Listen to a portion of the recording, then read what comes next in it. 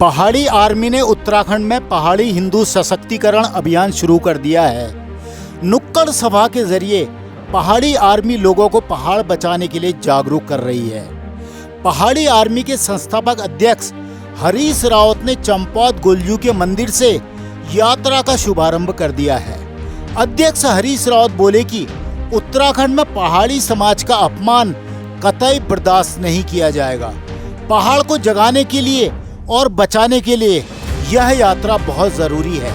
अध्यक्ष रावत बोले कि पहाड़ी आर्मी उत्तराखंड में सशक्त भू कानून, मूल निवास, गौ माता को राज्य माता का दर्जा देने, पहाड़ की भाषा और त्योहारों को सरकारी मान्यता देने की मांग करती है।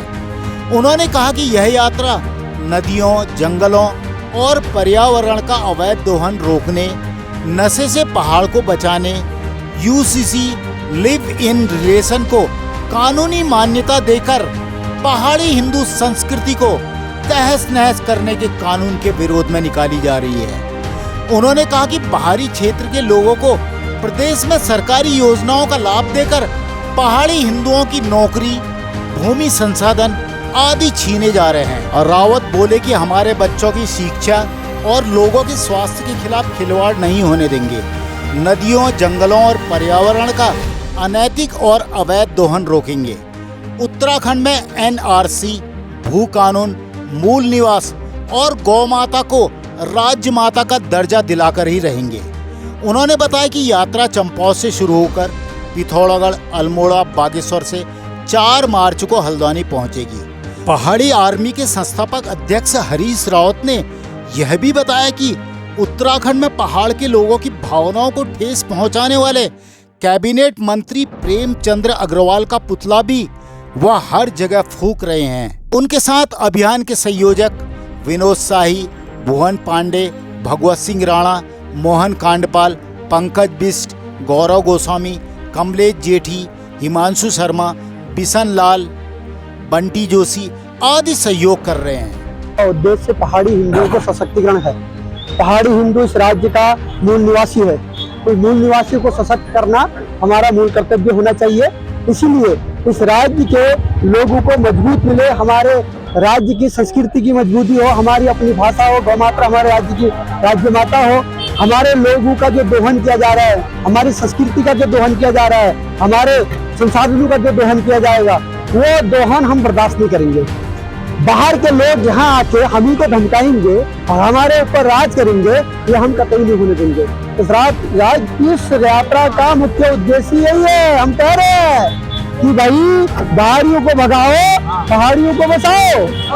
और हम आपको कह देना चाहते हैं मीडिया के माध्यम से, बाहर के लोग इस राज्य में बिल्कुल प्रेम से रहें, हमारे रीति नीति के आधार पर चले, हमारे रीति रिवाज, हमारी संस्कृति के साथ चले, हमारे संसाधनों को लूटने की कतई कोशिश ना करें, बिल्कुल प्यार से रहे। यदि उनकी मनसा ऐसी है तो प्यार से निकल ले, यदि प्यार से नहीं जाएंगे हम धक्का मार के इस राज्य से उन लोगों को भगाएंगे।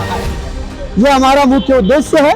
और ये यात्रा गोलजू मंदिर चंपावत से निकली है और गरुड़ कौसानी सोमेश्वर होते अल्मोड़ा, बेघाट होते उधर से आप चकुटिया मासी होते हम नैनीताल, और लास्ट में अंतिम में हम भूटान होते हुए हल्द्वानी के गोलजू मंदिर से पहले चरण का समापन करेंगे। दूसरा चरण ब्रह्म गढ़वाल, हमारे जो मूल उद्देश्य, मूल हमारा स्वाभिमान था, जो राज्य हमारे मूल उद्देश्य के लिए बना था, गैरसैंण राज्य की राजधानी हो, उस गैरसैंण राजधानी से हम दूसरे चरण की शुरुआत करेंगे। पूरे गढ़वाल में जाएंगे, अपने पहाड़ी हिंदू को सशक्त करेंगे और अपने लोगों को जगाएंगे और बताएंगे इस राज्य हमारा है, हमारे बाप का है, हमारे दादा का है और हमारा ही रहेगा। पूरा पहाड़ उत्तराखंड है और पूरा उत्तराखंड ही पहाड़ियों का है। जो प्रेमचंद्र अग्रवाल ने जो विधान ये पहाड़ियों के लिए अशब्द नहीं बोले, बल्कि अपने लिए गड्ढा खोदा है, अपने लिए चिता तैयार कर रखी है और अपने समर्थकों के साथ बोझा बिस्तरा लेकर बाहर भगाने के लिए तैयारी कर रखी है। और जो इस बयानों का समर्थन करेगा उन सबको इस राज्य से हम भगाएंगे।